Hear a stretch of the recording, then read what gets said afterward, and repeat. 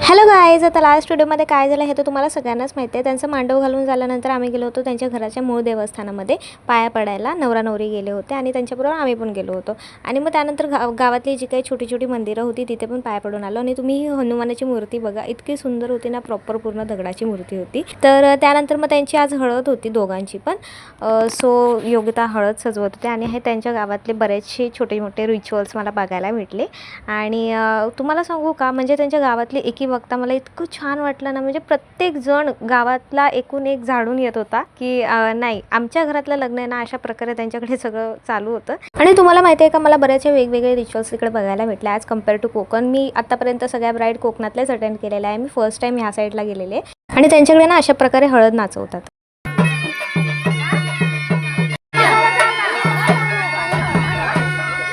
आणि मग योगिताच्या भावाला हळद लागली आणि त्यानंतर मी आणि योगिता गेलो पहिले जेवायला, कारण मी दिवसभर काहीच खाल्लं नव्हतं आणि मला खूप जास्त भूक लागलेली.